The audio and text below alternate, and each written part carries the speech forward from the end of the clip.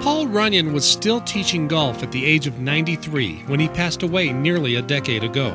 He loved to teach the game, especially the short game, which he was a magician at, and for the better part of 2 decades, Paul worked his magic at Green Gables Country Club. Before Paul even came to Green Gables in 1968, he was a PGA Hall of Famer. He was considered one of the best players in his era, and in the 30s, 40s, and even 50s, he was known as Little Poison.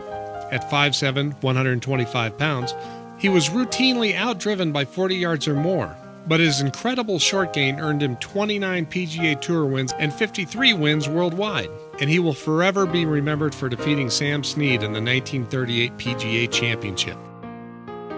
The camera highlights in the world of sports. Dapper Paul Runyan of White Plains, New York, tees off in the 36-hole final of the PGA Championship at Shawnee on the Delaware. Slammin' Sammy Snead of West Virginia. Arriving at the green of the short 5th hole, Snead lines up a 6-foot putt.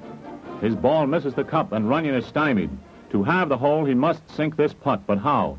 After much thought, Runyan decides to use a niblick. The crowd is tense. So is Runyan, for that matter, but watch.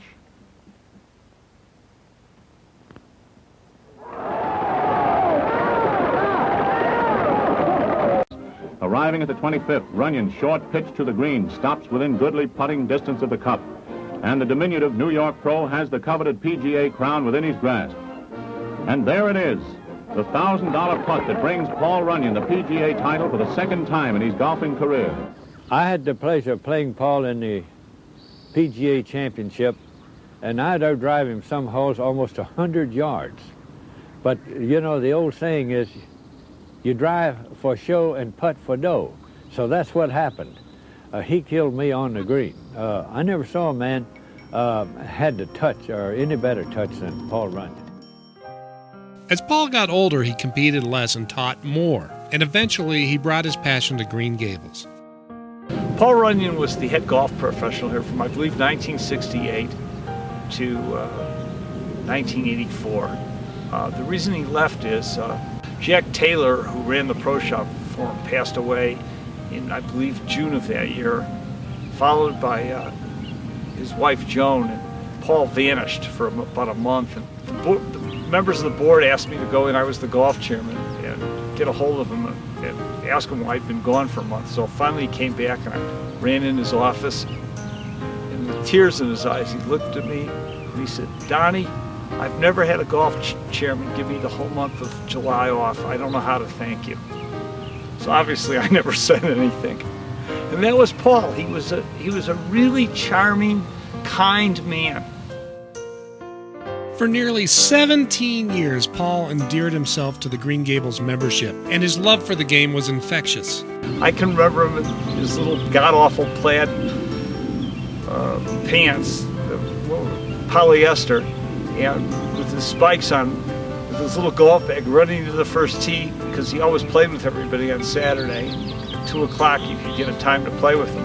And he just loved to play golf. And he was just a joy to be around. He was on that lesson tee from morning to night, and he was always here to help everybody with their game. He loved the game of golf, just loved it. In 1979, Paul was named honorary chairman of the Paul Runyan Cup, a prestigious interclub tournament started by John Golden. Back in the late 70s, I had this brainstorm to maybe try to get some competition among the clubs going, because there was this referendum going on between Denver, Lakewood, and Cherry Hills, and the other clubs didn't have an interclub competition. And he said, "Yeah, that's a good idea." So I said, "Okay, who can we honor? You know, I got to name this something." And I said, "Well, Paul Runyan, that would be, you know, he's the icon in Denver, and kind of like nobody knows or respects him or appreciates what he does. So let's call this the Runyan Cup." But we had this gorgeous trophy made, solid block of walnut and a Nambe silver chalice on top, which was the Runyan Cup, engraved with this caricature on it. And that's become the rotating trophy that each team would win. And I'll never forget Paul, and when I went to him with this idea, he said, "Well, why me?" You know, I mean, his humility was just, I said, "Why you? You know, you're the icon in Colorado." He said, "Yeah, well, you know, I've won some things, you know." Well, every tournament, he would show up and put on a clinic before the tournament.